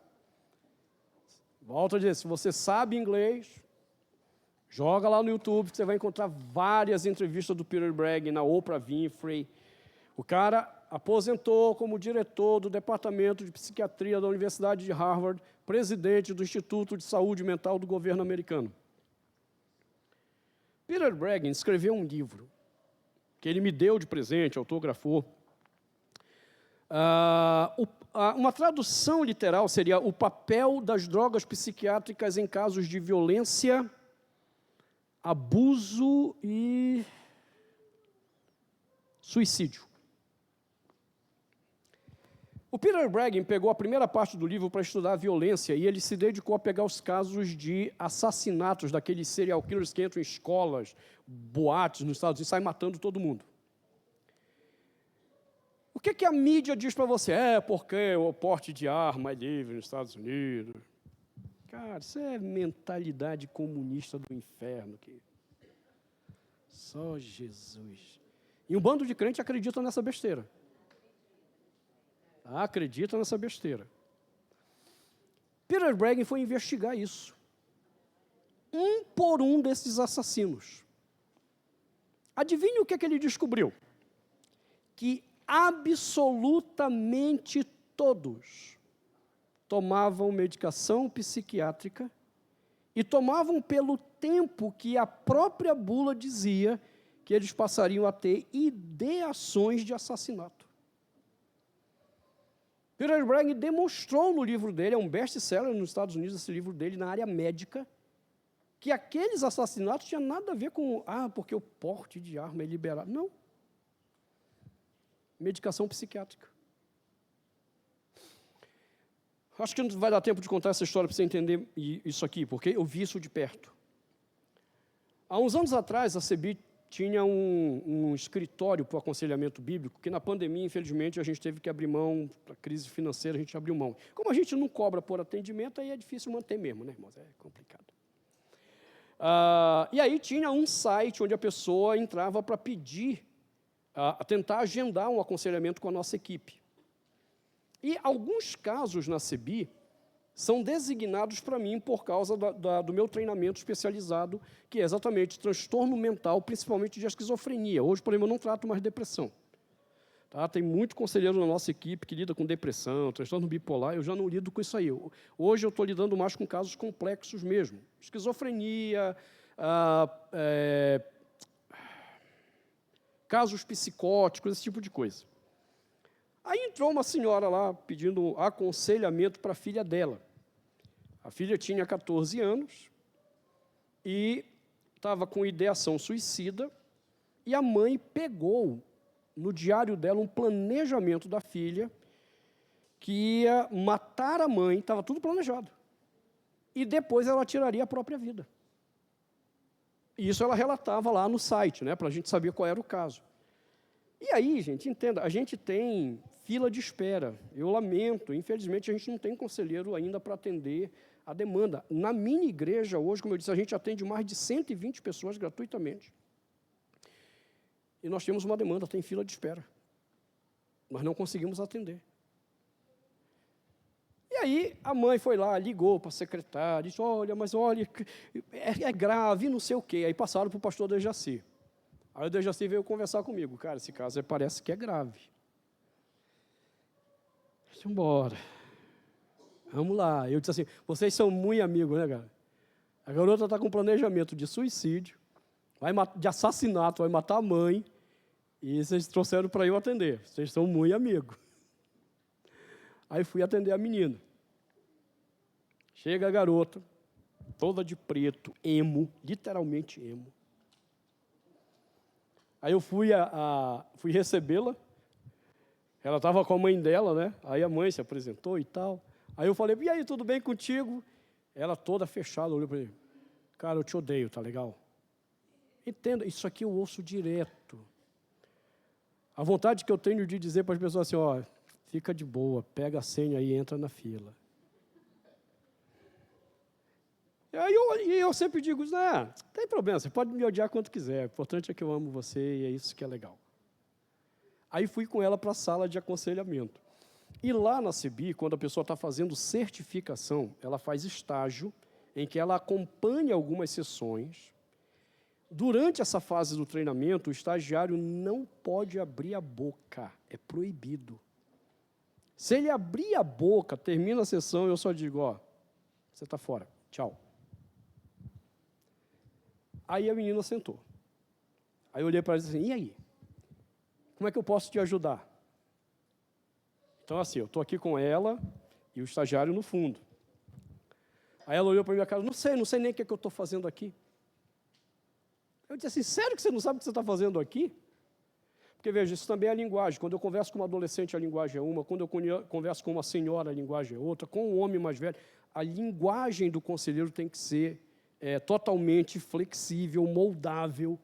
Então, quando ela disse que não sabia, sério que você não está sabendo o que você está fazendo aqui? Isso é um não. Eu disse, ó, eu não quero ser fofoqueiro não, viu? Mas a tua mãe disse que tu vai matar a tua mãe e depois tu vai te matar. Aí ela disse isso. Eu disse, olha, não só disse, ela mostrou foto lá, tudo planejado. Moço, ela começou a descascar a mãe. Era o que eu queria. Falou barbaridades da mãe e tal. Aí quando ela terminou de falar revoltada, eu disse, caramba, tua mãe é uma megera, hein? Até eu fiquei com vontade de matar tua mãe também. Técnica. Lembra? Mecanismo de desconversão social. Eu concordo com tudo. Caramba, até eu queria matar tua mãe também. Fiquei com vontade. Só que na fala dela faltou uma figura. O pai. Eu disse assim agora, pô, legal. Tua mãe é uma megera, mas teu pai deve ser um cara super 10, porque tu não falou nada dele. Aí ela parou, olhou para mim e disse assim, eu não tenho pai. Eu disse, como assim? Tu é de proveta? O que é? Agora eu não entendi, não. Ela disse, não, se eu te contar, tu não vai acreditar. Eu disse, experimenta. Eu não sou incrédulo. Eu vou te contar, mas tu não vai acreditar. Eu disse, fala, menina. Eu sou filha de um ET. Nossa, nisso o estágio, quando ela falou isso, o coitado do estagiário meteu a mão na boca. Ele fez que nem vocês, queria rir, e não pode. Aí quando ela falou isso, eu disse assim, é sério que tu é filha de ET? Ela disse, não estou dizendo que o senhor não ia acreditar. Eu disse, não, antes pelo contrário. eu sou um cara interessadíssimo nesse assunto. E falei para ela de estudos que eu fiz mesmo sobre a questão OVNI. Falei de programas, de livros que eu li sobre o assunto. Eu disse, caramba, eu sou interessadíssimo nesse assunto. E é a primeira vez que eu estou vendo alguém dos relatos que eu li que é filha de um ET, caramba! Pô, me fala como é que foi isso. E aí ela se soltou, contou como a mãe foi abduzida e tal. E eu deixei ela falando. Aí, depois que ela terminou de falar, ela fechou com a questão que eu precisava. E é por isso, pastor, veja, a partir dali eu não era mais o cara, eu era o pastor agora. Percebeu como a conquista foi feita? E é por isso, pastor, que eu sou ótima para decifrar enigmas. Quando ela falou isso, eu disse, achei o que eu precisava. Eu disse, é sério que você é boa para decifrar enigmas? Ela disse, sou. Olha, há um enigma que eu até hoje não consegui resolver. Talvez hoje você me ajude. Mas, qual é esse enigma? Pode falar, pastor, pode falar. Eu não consegui entender até hoje o que são 2 pontinhos amarelos em cima de um edifício. Moço, o estagiário, coitado, estava lá. E ela, concentrada, ficou, pensou. Aí, depois de um tempo, ela desistiu. Pastor, caramba, eu não consegui decifrar esse enigma. O que são 2 pontinhos amarelos em cima de um edifício? Aí eu olhei para ela. Eu te peguei porque eu sei. Ela disse, e o que é? 2 fandangos suicidas.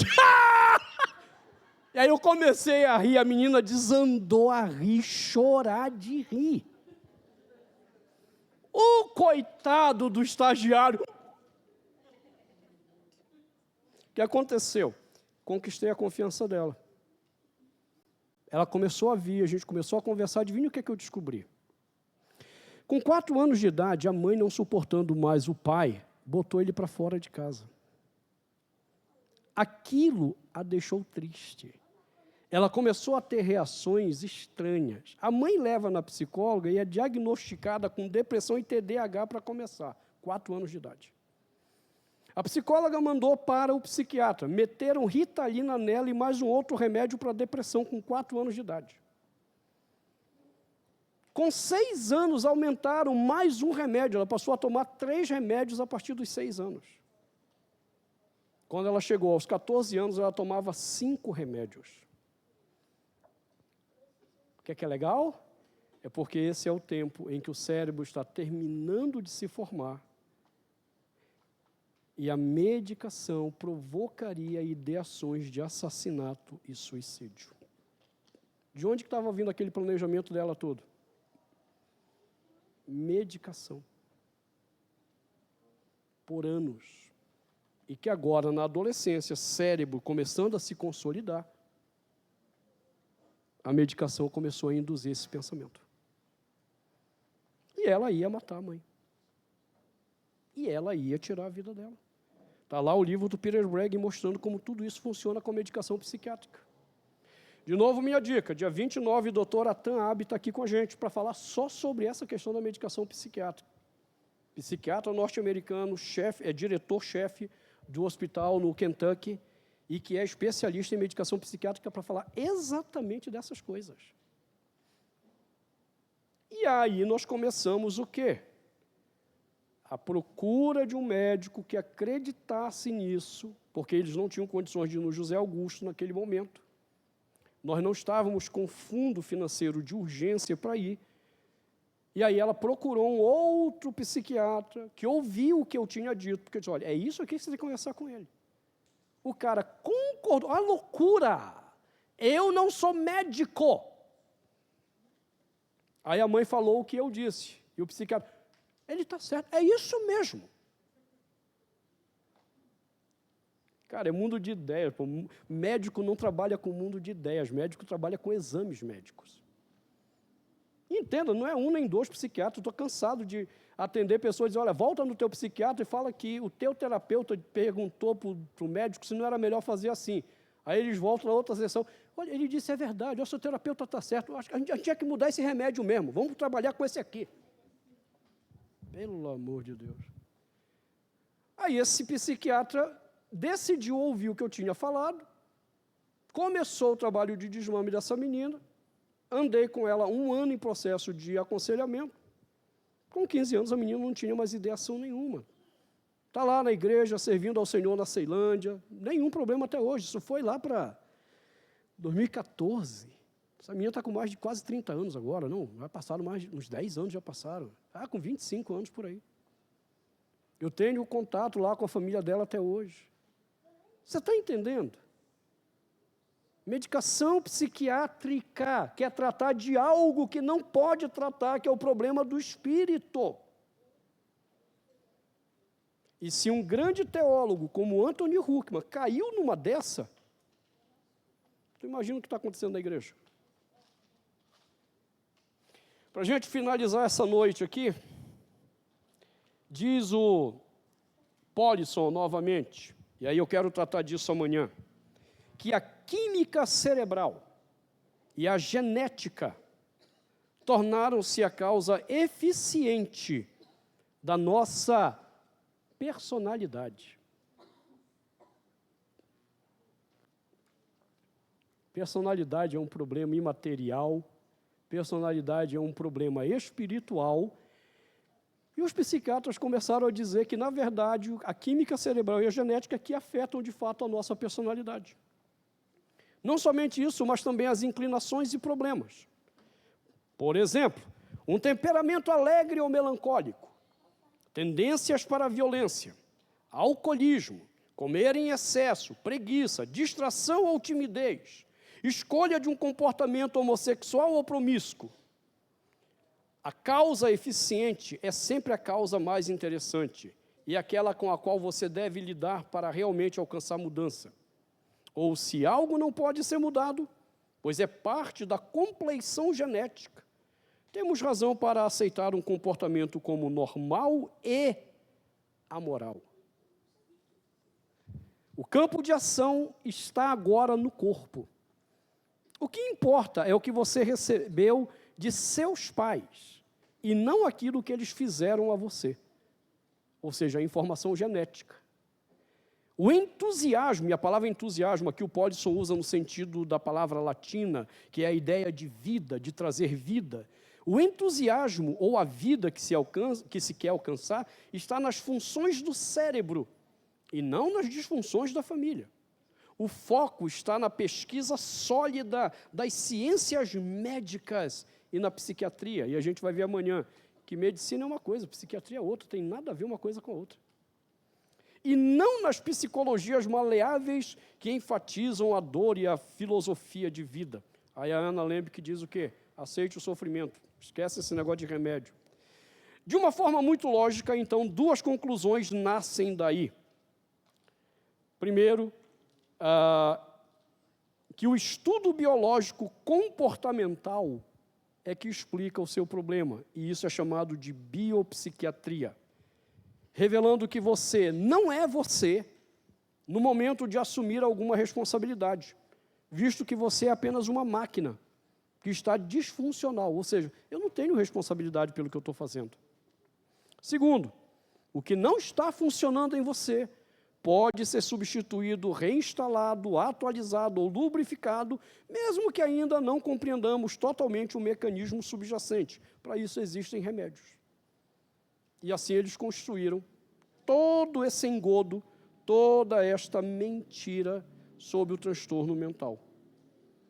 Amanhã eu quero mostrar para vocês como eles tentaram fundamentar isso com o desequilíbrio químico cerebral e o problema da sinapse, ambos desmentidos recentemente pelos últimos estudos.